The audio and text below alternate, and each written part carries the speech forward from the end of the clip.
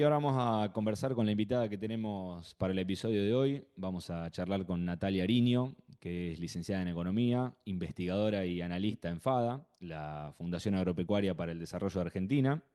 La verdad que una institución de gran prestigio, en donde siempre están realizando informes y estudios importantísimos que después son de gran utilidad para las distintas propuestas de políticas públicas. Así que la idea es que Natalia nos cuente un poco sobre algunos de los indicadores y estudios actuales, ¿no? Natalia, buen día, ¿cómo estás?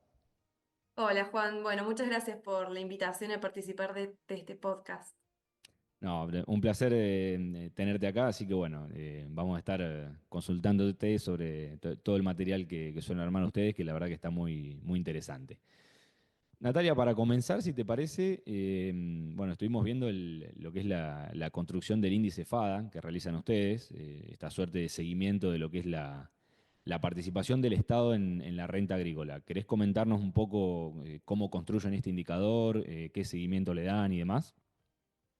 Bueno, este es un indicador muy propio de FADA que hace varios años que lo venimos actualizando, sale cada 3 meses, la próxima edición va a ser la de diciembre de este año. Y bueno, le vamos dando seguimiento justamente cuál es la participación que tiene el Estado en la renta agrícola, puntualmente en una hectárea promedio en la que se cultiva maíz, trigo, soja y girasol. Ujú. Y bueno, la última edición nos dio que la participación es del 61,5%. ¿Sí? ¿Qué quiere decir esto? Que cada 100 pesos de renta que genera una hectárea agrícola promedio, 61 pesos con 50 quedan en manos del Estado. ¿Sí? Y cuando hablamos de manos del Estado, hacemos referencia a impuestos tanto nacionales, provinciales y municipales. Y en esta Bien, construcción, bueno, para poder determinar este valor, lo que hacemos es teniendo en cuenta justamente la renta agrícola que proviene de la diferencia entre el valor bruto de producción y los costos de producción, ¿verdad? Entonces, bueno, de esa renta agrícola, el 61,5% va destinado a impuestos. Después, aproximadamente un 14% a rentabilidad, a margen del productor en promedio, ¿no? Y el resto, bueno, tiene que ver con pago de alquileres, por ejemplo. Entonces, esa es más o menos la distribución que se le hace. Y cuando nosotros lo comparamos a lo largo de los años, hace el 2007 que lo venimos realizando a esta estimación, bueno, ha habido periodos en los que realmente ha superado ampliamente la participación del Estado. Si bien el 61,5% que hablamos recién es alto, hubo periodos como por ejemplo en la época del 2008 al 2015 aproximadamente en donde la participación estaba por arriba del 70%, llegando en algunos momentos al 90-95%, lo cual es una locura bueno, de la presencia del Estado en la actividad agrícola, ¿no? bien. Entonces este 61,5% actual, que si bien a priori el número de por sí ya parece alto, en comparación con los últimos años estaríamos en un nivel dentro de todo bajo, digamos. Sí, exactamente. Pero de nuevo, hay que resaltar que sigue siendo un número muy alto, pero Sí, sí. comparado con varios años atrás, la verdad que bueno, bajó. De todas formas, si lo comparamos, por ejemplo, con septiembre del año pasado, en plena época de sequía, bueno, la participación también llegó al 70%, justamente porque en este cálculo, al haber habido sequía, se redujo la producción, ¿sí? de los granos y por lo tanto el valor bruto de producción, entonces, y la renta. Claro, Entonces porque ahí eso acá hay impacta que tener en cuenta que ustedes toman una hectárea promedio y bueno, hay que ver qué cantidad hacen sacar de una hectárea y a qué precio, ¿no? Entonces ahí, bueno, cada campaña puede estar influenciada o por buenos y malos volúmenes y por buenos y malos o precios, por ¿no? precios. Para Exactamente. definir la Sí, parte de la renta, digo. sí, sí, exactamente. Tiene en cuenta lo que son los rendimientos promedios y los precios, y además de los costos, ¿no?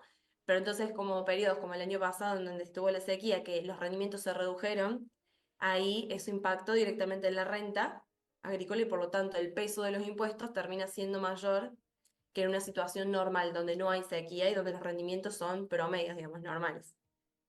Bien, bueno, entonces importante ver las perspectivas entonces de volumen para la próxima campaña y el nivel de precios que, bueno, respecto de los últimos años estuvo bajando y eso claramente va a estar afectando un poco la parte del ingreso del productor o bueno, el ingreso por hectárea, ¿no? Y qué importante es dar el seguimiento a este indicador porque en función de cómo evoluciona la potencial renta, prestar atención a cuánto se castiga, digamos, vía impuestos, ¿no? Sí, exactamente. Y ahora que mencionás vía impuestos, también otro dato que nosotros resaltamos en el índice FADA es, bueno, de esos impuestos que se le cobran al productor, cuáles son y qué destinos tienen, ¿no? O qué participación tienen dentro de los impuestos nacionales, provinciales, municipales.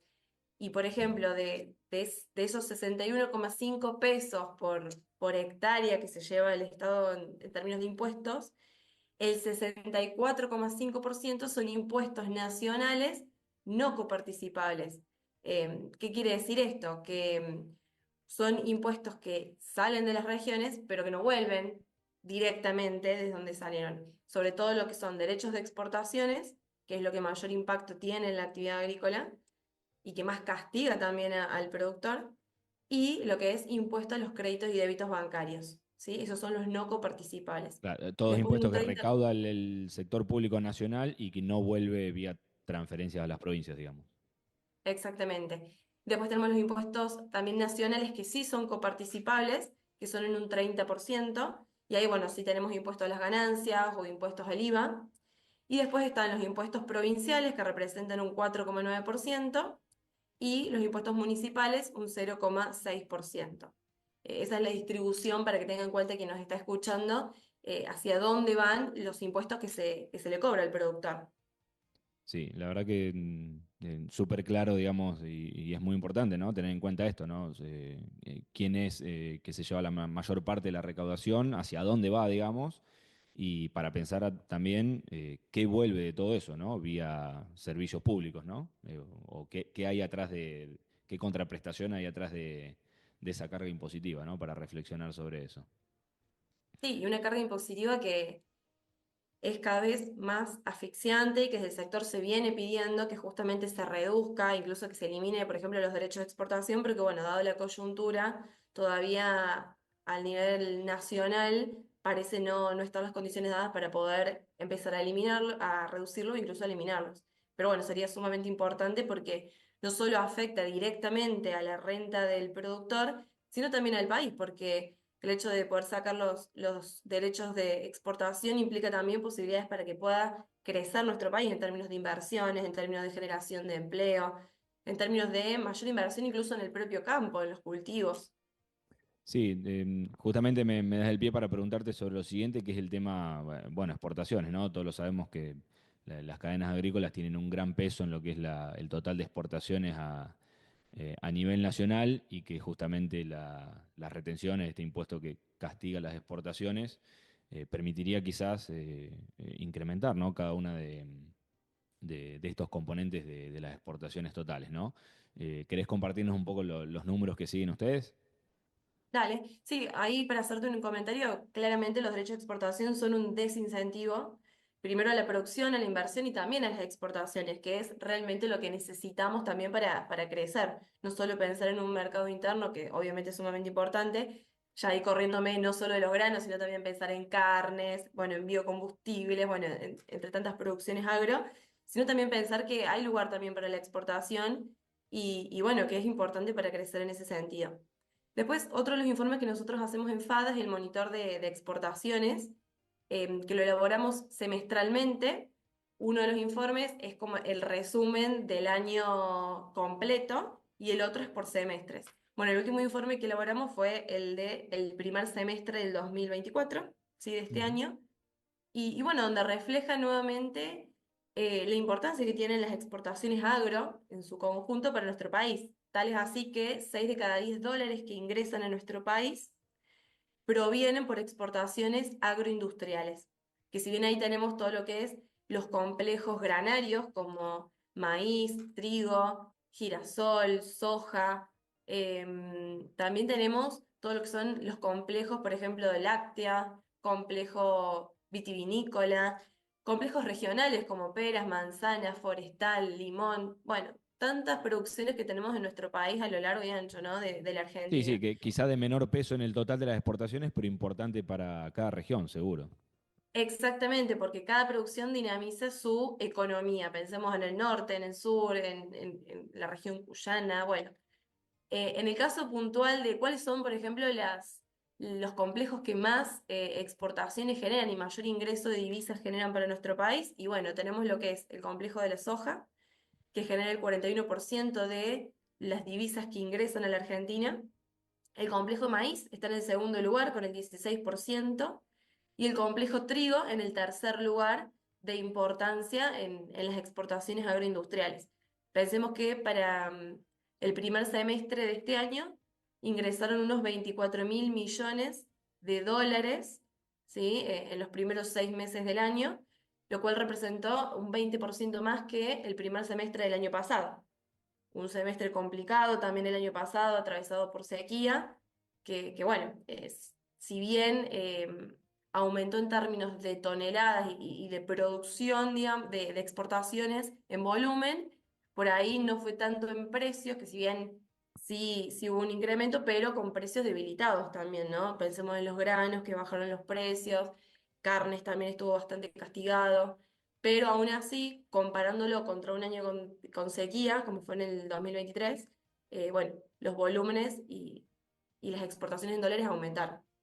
Sí, sin duda. Bueno, claramente la importancia de estos sectores y la cantidad de dólares que representan para el funcionamiento de la economía y lo importante de las políticas públicas orientadas a incentivar las exportaciones y no castigarlas, ¿no?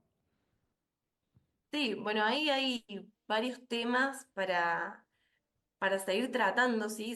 Que el gobierno, quien esté, debería estar tomando cartas en el asunto para poder justamente incentivar las exportaciones. Faltan lo que es cuestiones como acuerdos internacionales para poder abrir nuevos mercados y llegar a nuevos mercados con nuestros productos. También seguir eliminando trámites administrativos, sí, que se han estado desburocratizando bastante todas estas cuestiones con respecto a la exportación, pero que se necesita seguir dando pasos en ese sentido. Eliminación de los derechos de exportación sería un punto muy importante para el tema de las exportaciones y poder impulsarlas como hablábamos recién.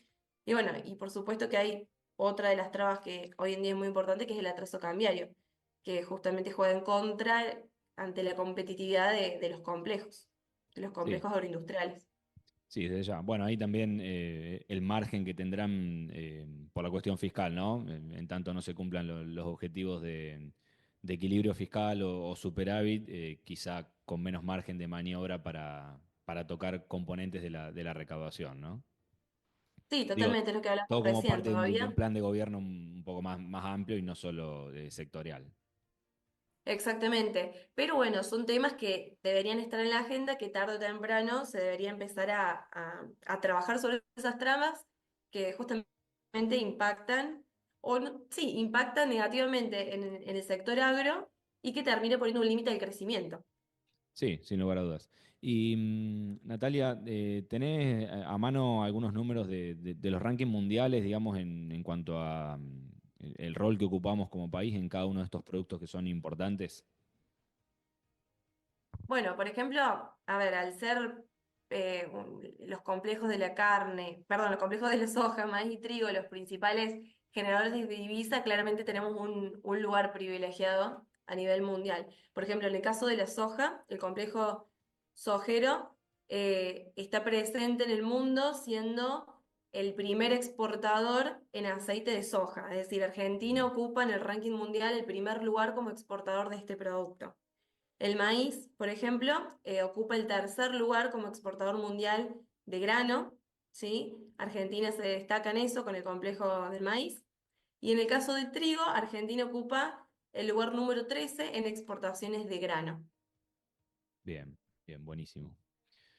Bueno, y también otro gran punto me parece interesante de lo que ustedes siguen de cerca y estudian, es cuál es el rol de cada una de estas cadenas en lo que tiene que ver con generación de empleo en la economía, ¿no? Un tema no menor. ¿Cuáles son los números que nos puedes compartir? Sí, no menor, y también para que sirve este informe, que también hacemos una vez por año, que es el empleo en las cadenas agroindustriales, para derribar ciertos mitos, porque hemos escuchado en algún momento que el campo no genera tanto trabajo, Y por ahí está bueno ver no solo el empleo que se genera en el campo propiamente dicho, sino todo lo que implica, Sí, ¿sí? La todo el actividad impacto en del los otros agro. sectores, que no son pocos. Exactamente, no solo tenés el empleo directo, sino también está el empleo indirecto, que por ahí quienes vivimos más cerca de regiones productivas lo podemos ver, o en pueblos, también más cercanos al campo, pero que en ciudades más grandes por ahí cuesta que se sepa, porque Sí, por ahí es también verdad. parte de darlo a conocer o de explicarlo cómo funciona. Entonces ahí en este trabajo no solo explicamos y estimamos el empleo del agro en el campo, sino también todo el empleo que se genera en aquellos eslabones que sí o sí se necesitan para que el agro funcione. Por ejemplo, el empleo que se genera por la producción de semillas o tecnología para el agro, o incluso el empleo cascadas hacia adelante, como le decimos nosotros, que genera el transporte, la comercialización, ¿sí? Ya sea tanto de productos agro, de materias primas, como también productos industrializados, ¿no? Entonces, bueno, teniendo en cuenta todo este abanico, el agro genera unos 4 millones de puestos de trabajo, ¿sí? Totales tanto directos como indirectos, lo cual representa un 23% del empleo privado argentino, ¿sí? Que Sí, no sí, es es una menor, gran porción, digamos, del empleo total, ¿no? es una gran porción, exactamente. Y también ahí tenemos en cuenta el empleo de toda la Argentina, ¿sí? Desde el punto de vista agroindustrial, no solo de las cadenas de los granos, sino también las carnes y las cadenas regionales. Y en este sentido, por ejemplo, en primer lugar, el empleo que más genera es el de la cadena bovina. En segundo lugar, con 507.000 puestos de trabajo. En segundo lugar, lo que es frutas, verduras, hortalizas y legumbres, con 428.000 puestos de trabajo. Y en tercer lugar, viene, por ejemplo, lo que es la cadena del trigo, con 414.000 puestos de trabajo. Y luego, por orden de importancia, sigue la soja, el maíz y, bueno, tantas otras cadenas más que quienes estén interesados pueden ver todos estos trabajos en la página web de FADA. Pero a lo que apuntamos con esto es que justamente las cadenas agroindustriales son grandes dinamizadoras de empleo en las regiones en las que se encuentran. ¿Sí? Podemos mencionar trigo, soja, maíz, por ahí en la región núcleo, ¿sí? O en la región pampeana, pero también tenemos lo que es producción forestal, por ejemplo, producción vitivinícola, azucarera, en diferentes regiones de nuestro país, ¿no? Entonces, bueno, eso es sumamente importante. Y cuando vemos hacia adentro, por ejemplo, las cadenas de los granos, de la soja, maíz, trigo, en términos de distribución de empleo, hacia adentro de la cadena, es decir, hacia los eslabones, cuánto va al eslabón de insumos, cuánto al eslabón primario, industrial y etcétera, se distribuyen bastante parecidos, salvo lo que es trigo, que trigo presenta una característica que el cereal, bueno, es utilizado para consumo humano, entonces tiene mucho mayor empleo generado en lo que es en la industria, justamente por el lado de la transformación del cereal en la harina a través del molino, o también la transformación justamente de la harina en todos los productos panificados y farináceos que tiene nuestro país. Entonces, ahí tiene una mayor presencia de empleo a comparación de soja, maíz o girasol. Y Y más que también nada una decís por mayor. la vinculación a mayor consumo en el mercado interno de ese producto. Exactamente, sí, más que nada por la transformación del cereal, digamos, en productos que luego son consumidos en el mercado interno. Porque eso después también se ve en la etapa de la comercialización, que ahí tenemos en cuenta el empleo generado en el comercio minorista y mayorista, que también tiene una mayor generación de empleo, ese eslabón en la cadena de trigo, en comparación a las demás. Claro, va traccionando otros sectores también al mismo tiempo. Exactamente, sí, sí. A comparación Bueno, por ahí de soja, que tiene mucho más, por supuesto que la actividad primaria en la soja es el que mayor empleo genera, pero si vemos los otros eslabones, el que mayor empleo genera también es la parte del transporte, lo cual es lógico en todo el movimiento de granos y de subproductos. bien, clarísimo. Bueno, Natalia, la verdad que súper interesante todo el estudio y seguimiento de estas variables que hacen. Y bueno, igual de importante todo lo que es cultivos tradicionales y los más importantes en zona núcleo. Y también lo que mencionás, ¿no? De que cada región tiene su economía, alguna producción particular y es clave para el desarrollo regional. Invito a todos a consultar la página de FADA y la verdad que la cantidad de estudios, de infografías y material que suben Es súper interesante y bueno, como dije en el momento inicial, me parece que todo este contenido es de gran utilidad para el conocimiento de los que tienen que formular después propuestas de políticas públicas y tomar decisiones en esos niveles, ¿no? Sí, totalmente. Bueno, esta información está disponible para todos aquellos que quieren consultarla a través de la página web y bueno, siempre los canales de comunicación con FADA están abiertos para cualquier duda que tengan o sugerencia también para seguir estudiando y trabajando. Y esto, como decías recién, no solo es de las producciones de una sola región, sino es de todo el país y que incluso no es solo de las producciones agroindustriales, también de toda la actividad económica que se da en nuestro país de diferentes rubros, van a ser lo que va a sacar adelante a nuestro país, ¿no? Que va a aportar el crecimiento de la Argentina. Sí, sin lugar a dudas. Bueno, Natalia, te agradecemos muchísimo por tu tiempo y bueno, por sumarte a participar en este espacio. Muchas gracias. Bueno, muchas gracias a ustedes.